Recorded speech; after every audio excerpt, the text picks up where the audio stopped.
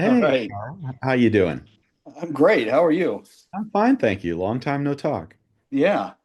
Welcome everybody. We've got Karl Ushanka on the show today.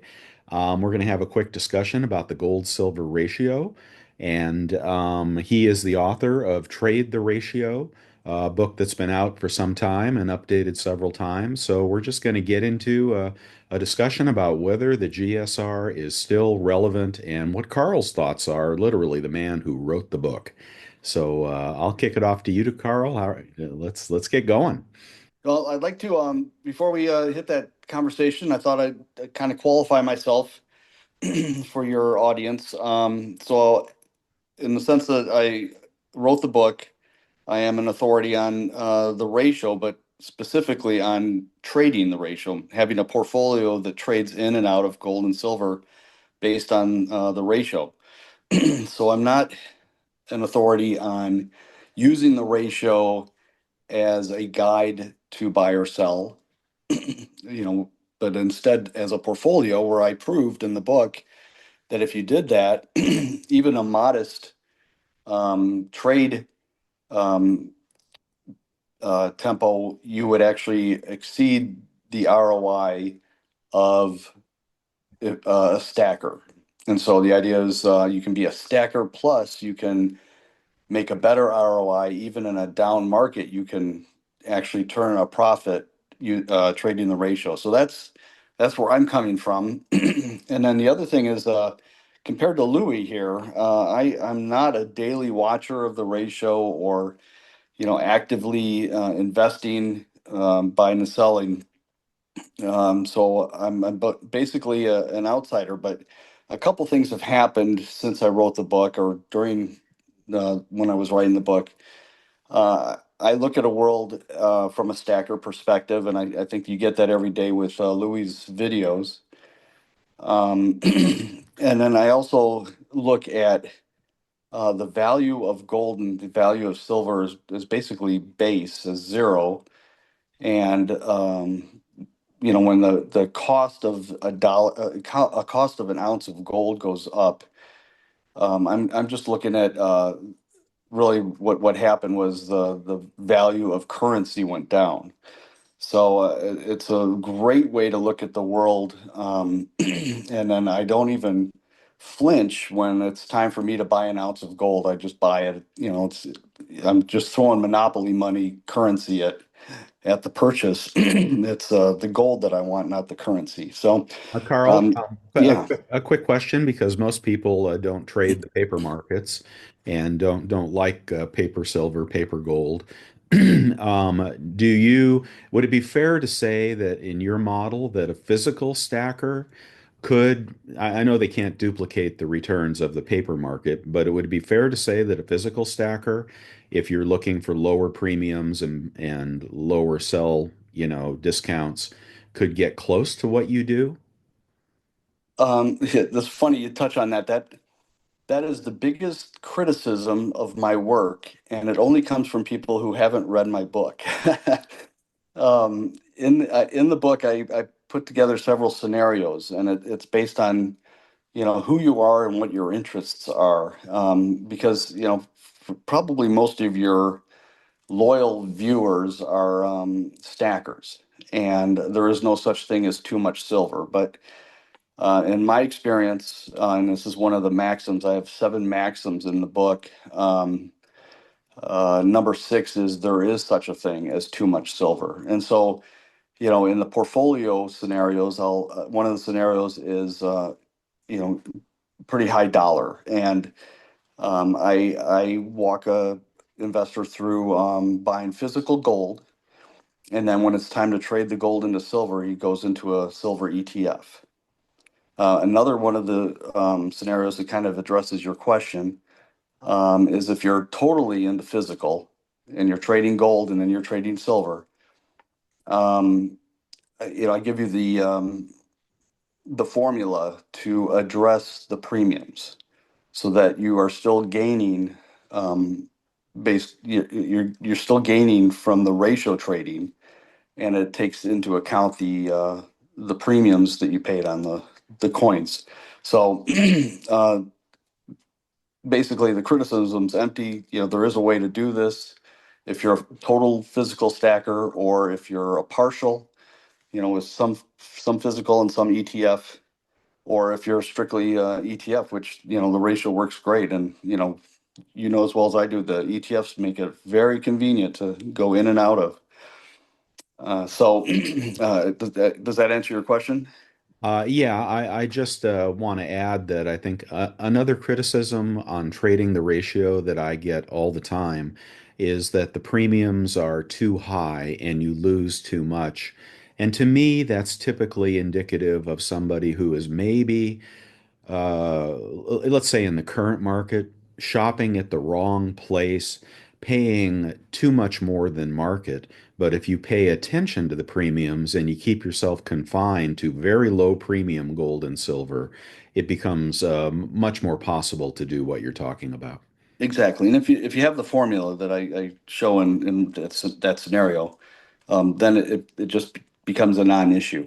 You you trade, and you're doing the math a little bit differently to address the premiums, and then you get to that target ROI, the higher ROI of a ratio trader to a stacker. Gotcha. Okay. Yeah. And then just to further qualify myself, so and if you read my book, you know I'm an American Eagle fan, so I spend a lot on premiums. I don't care. I like the Eagles, and so that's where I'm at compared to you doing your collection and having all the exotic silver that you have. So uh, but also I'm right now I'm not a buyer or seller of physical silver. I basically have hit the goal I wanted for my stack. So I'm just holding it. I don't really have any plans to ever sell it.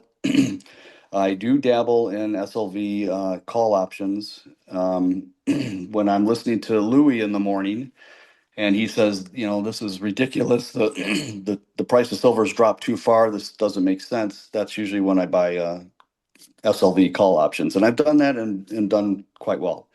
Yeah, Um, and the other trade is which I did recently is to buy silver calls at the money and buy gold puts at the money, which on its face seems like crazy dangerous, but actually when that ratio gets really, really high, you can bet volatility is coming, and the volatility pays well.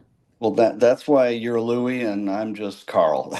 Oh, So, I know you're the man. that's some crazy stuff right there. And yeah, I just I dip a toe. I don't, and I sure as heck don't overthink things and start doing puts. I can.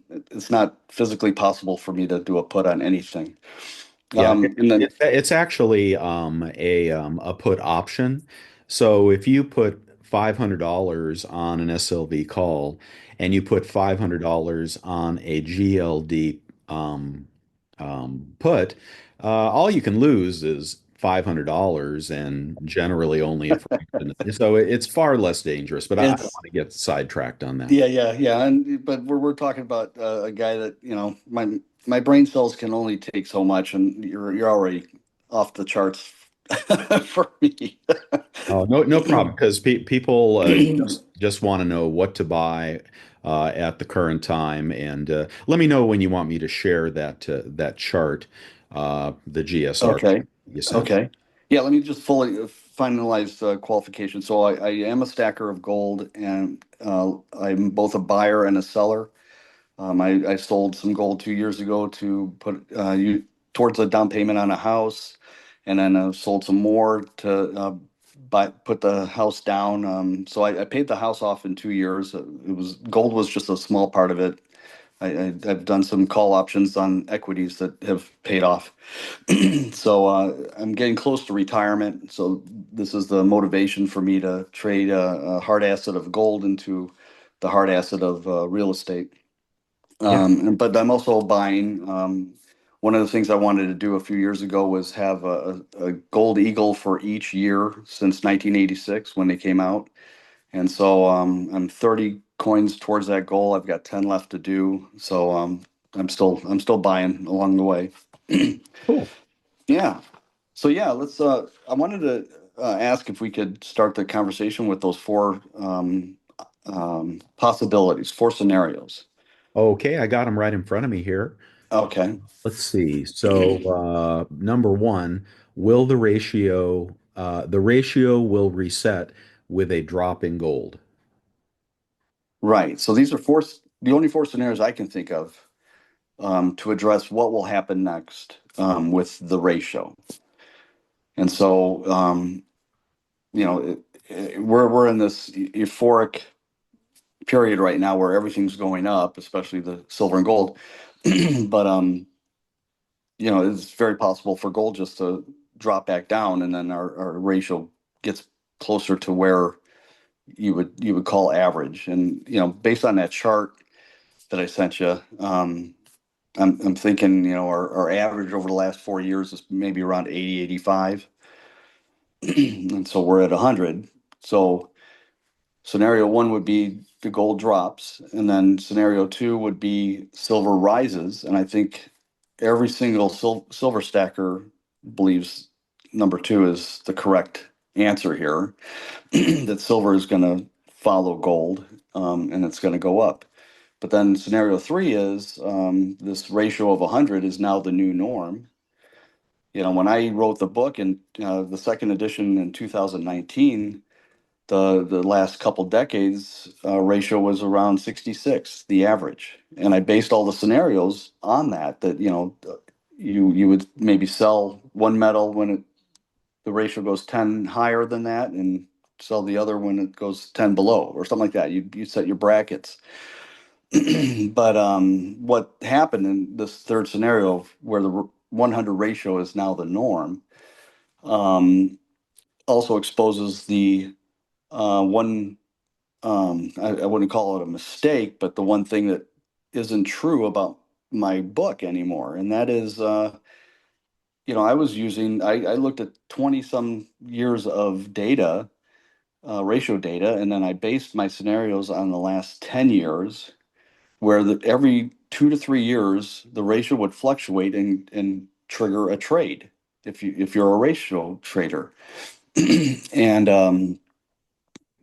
now the ratio has just gone crazy, and so that would make my book, I don't know, not irrelevant, but the argument for trading the ratio doesn't apply. That if you had bought my book in 2019, you would not have had a ratio trading trigger happen, because it's basically just gone up from there. Yeah. But if you had bought my book and got inspired to buy precious metals, if you bought silver, you'd be up 106%.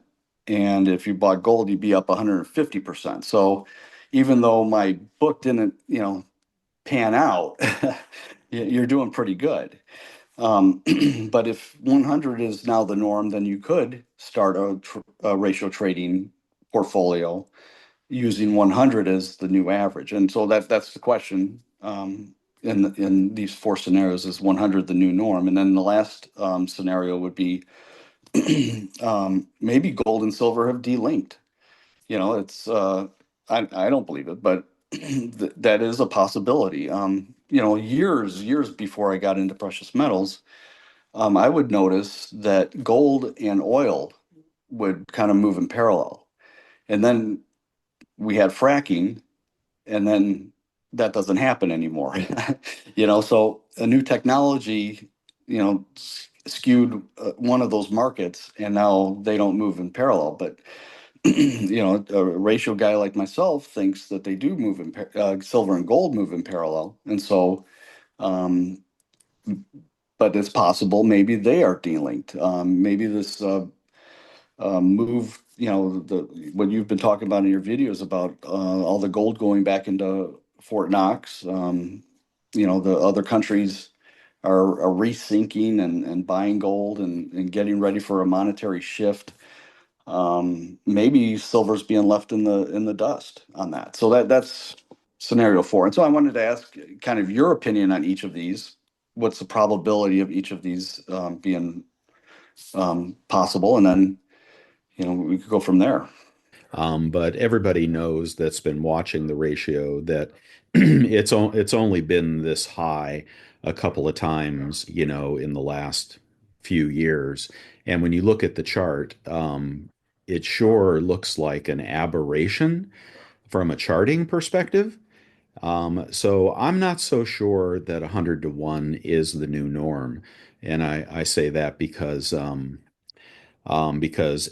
it's out of the norm. These levels are out of the norm. That's one reason you may want to, call to action. And then there are all the subjective reasons like the supply shortfall. And I don't think you can deny that we're using more silver than we're making. So we've got a good mid to long term perspective. And there is an aberration right now, I think, due to gold's historic run here.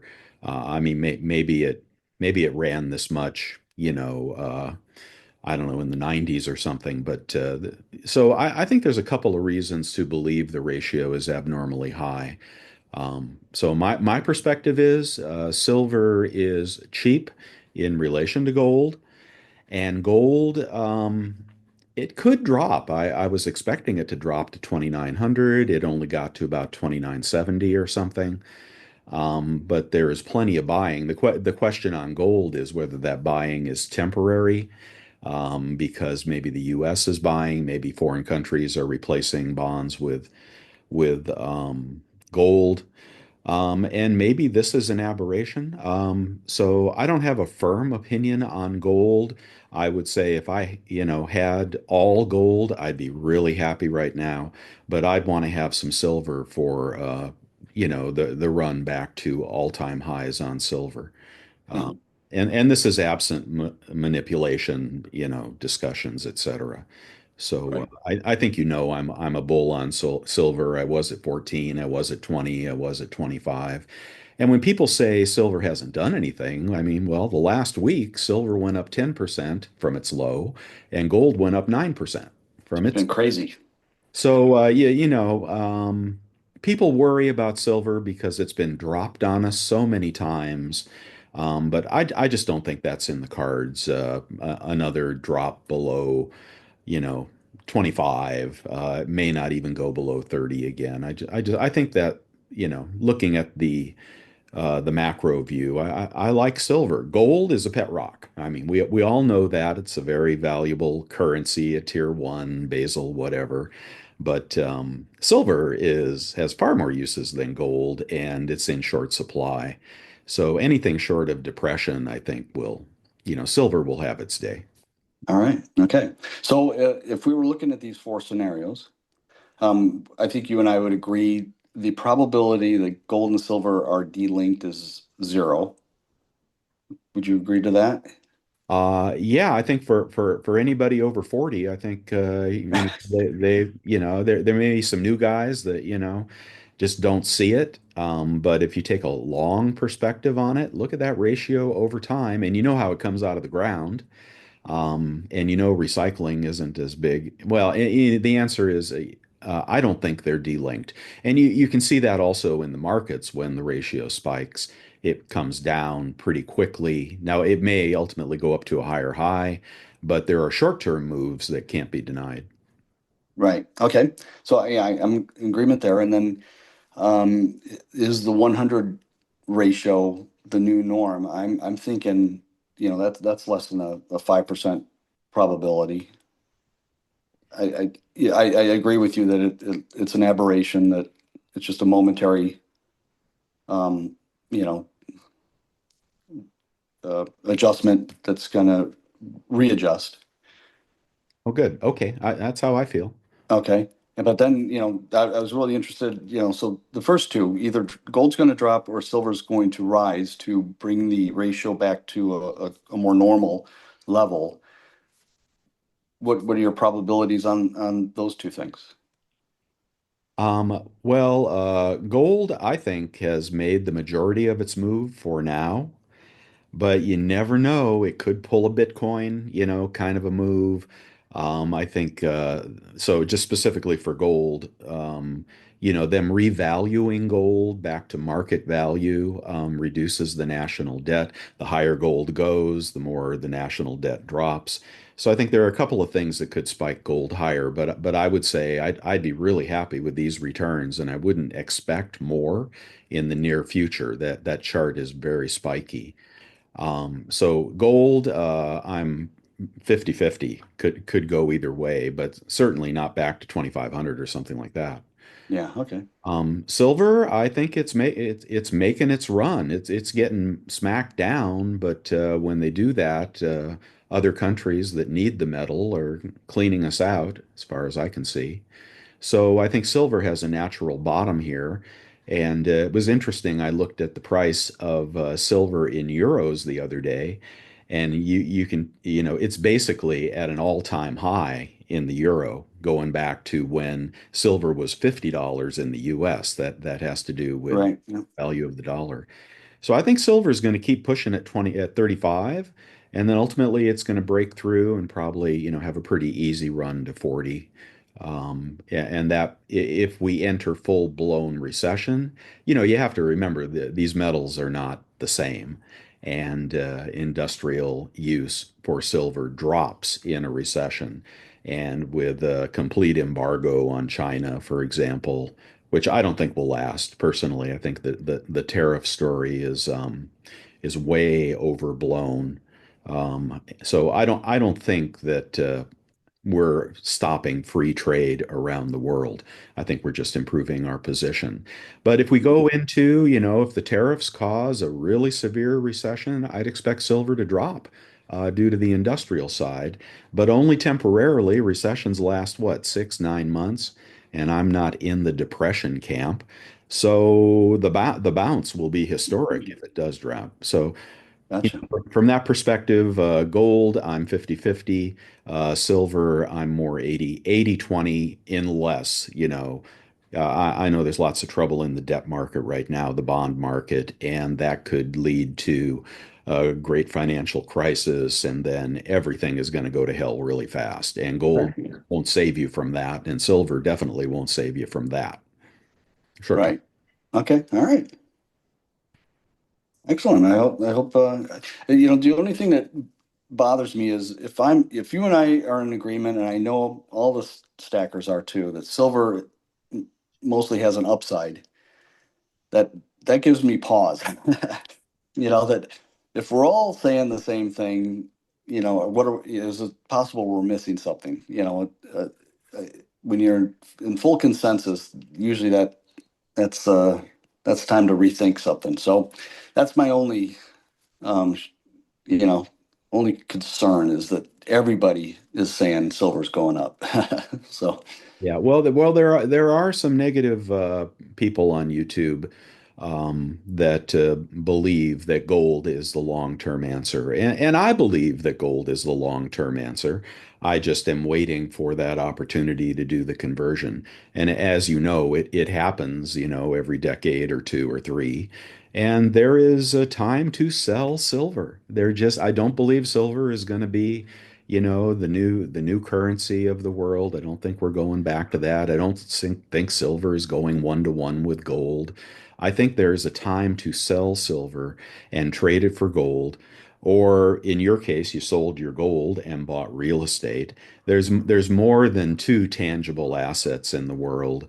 And there's a time to sell your silver and your gold, not all of it, because you need your SHTF protection, but there's a time to sell it and buy stocks as well. As you said, you made money in the stock market. So I like a wider perspective, and I don't like to keep, more than 20% of my assets in metals. But when they go down, I just ignore them until they come back up. right, yeah, That's yeah, matter of fact, everything I've sold over the last decade, generally I regret selling. You know, yeah. I'm with you on there. Yeah, I was selling silver, and I was doing flipping, as you know, Karl. I was doing, and you can make profits doing that. But I sold gold at something like 2,200 to do some work around the house. I sold 5 ounces, and boy, do I regret that, you know.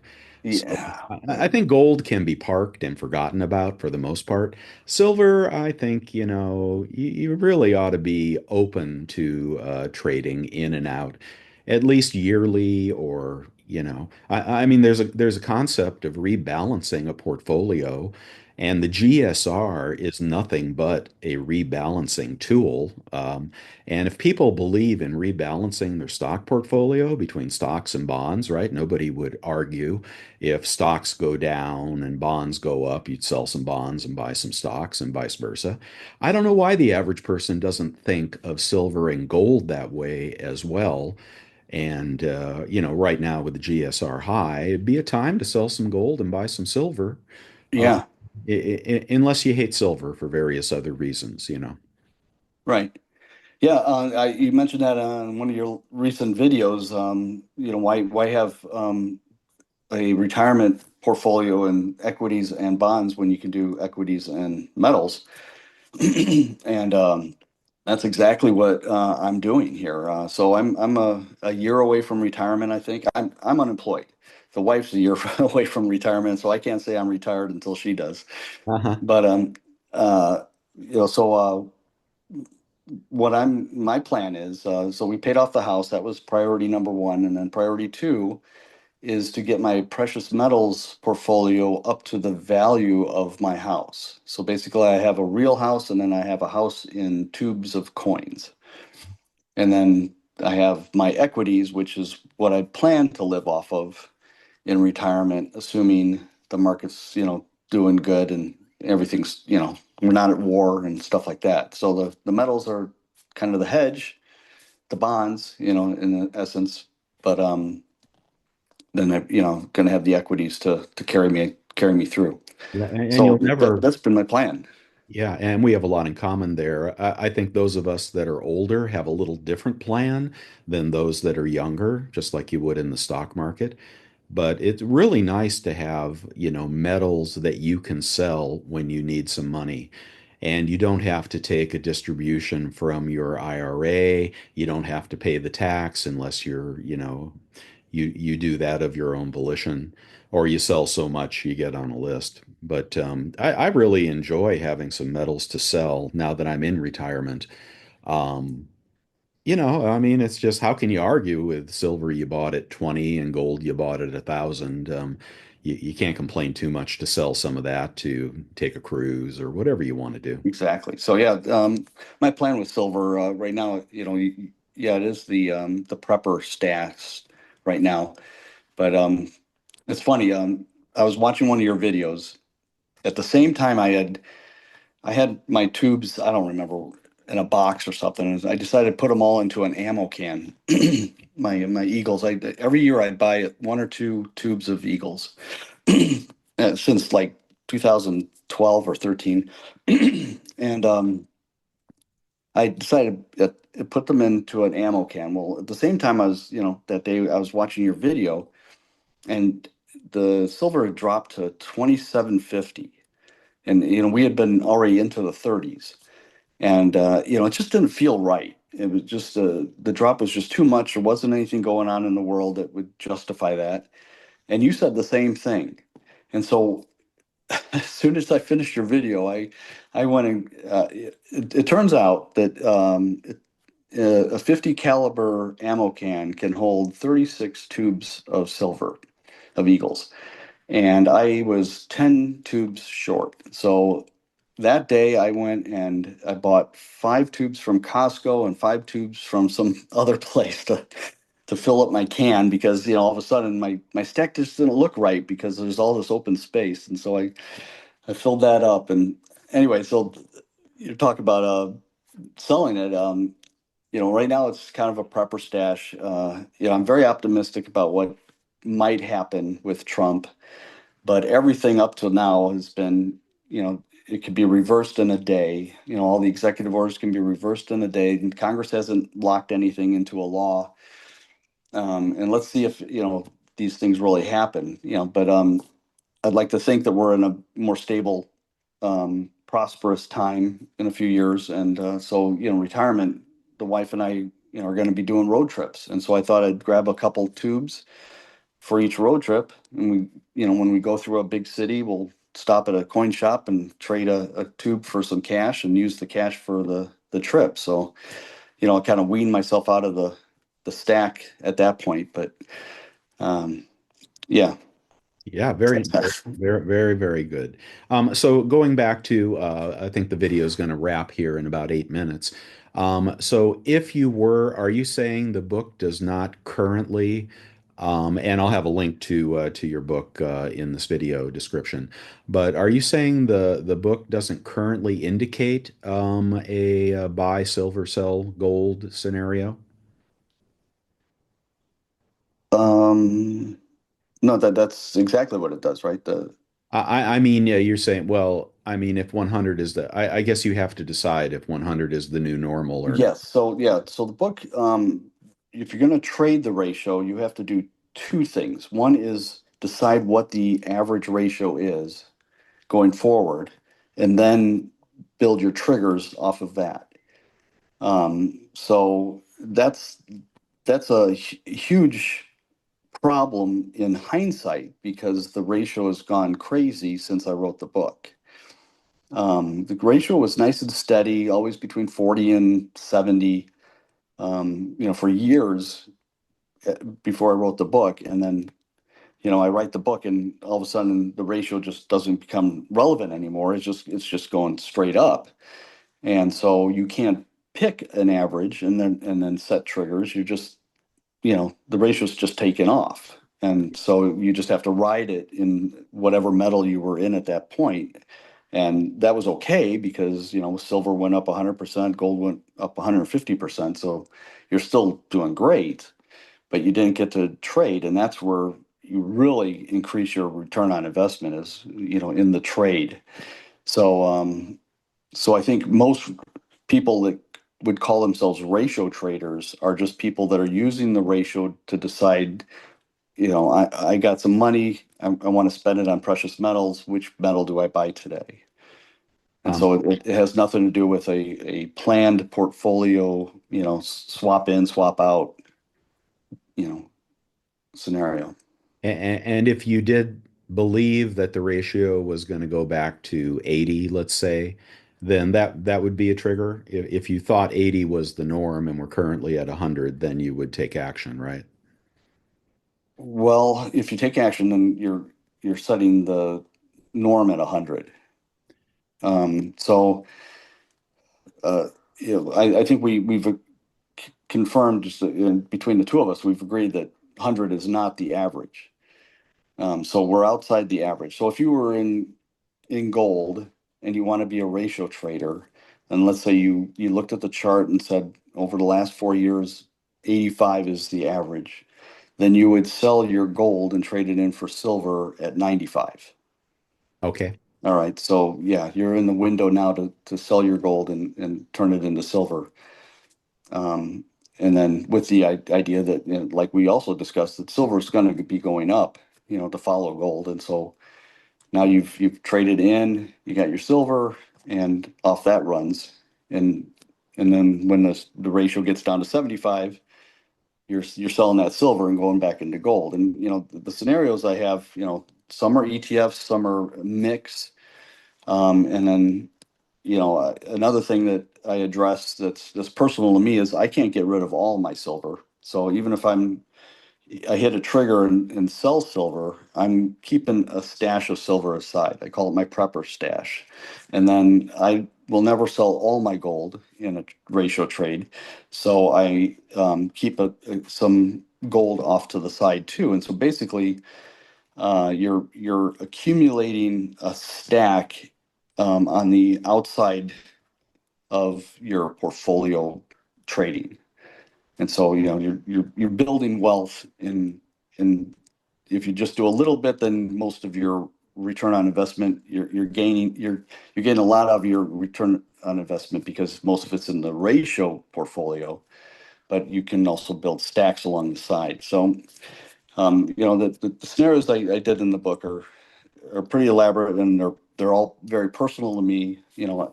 like I said, one scenario went crazy with how much silver I'd have to buy, and I don't want to store that much silver. I don't want to have to move it to sell it, and I don't want to insure it. So, all of a sudden I have a portfolio or a ratio portfolio where I'm having physical gold, but I'm trading it in for silver ETFs. Gotcha.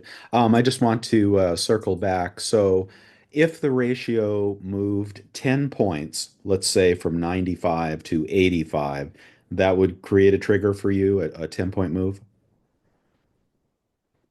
Yes, yeah, well, yes, and I've some of my scenarios I show just maybe you do seven instead of 10.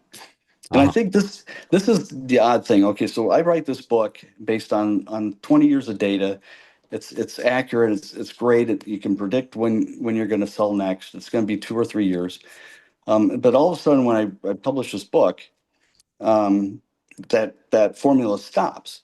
Well, it didn't really stop. What happened is the ratio would change just 1 or 2 points and then shift. Yeah. And I, I'm plugging myself here, but I think some of the big dollar guys at Wall Street had picked up on the ratio at the same time I wrote, whether they got it from my book or they just did it themselves. But because they're just moving futures, clicking a mouse button, they can catch a little 1 or 2 point bump in the ratio and improve their returns. So Yeah. I think it's just happening at a very smaller level, and then people like myself are never get the benefit of a ratio portfolio.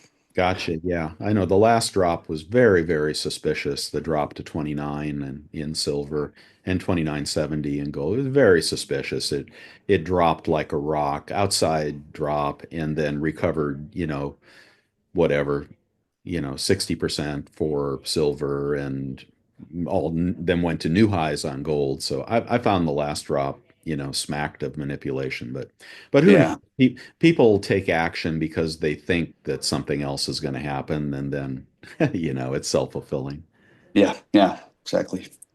Okay, well, I think I don't want to get down to the wire here on the video, but any parting shots you have for the audience about your book or Just a joke I make about my book. I call it a manifesto disguised as a book on investing. Chapter two is really the meat of my book, and that's where I talk about the reasons for investing in precious metals. And I hit all the ones that we all have heard, but then I build on some changes that have happened recently that have driven me to precious metals. And that's basically under the category of loss of trust, a loss of trust in institutions and corporations, local governments, the Federal Reserve Bank, and of course, the federal government. Um, it'll be a fun time, you know, tr try time move to read the book now because these were major problems back in 2019.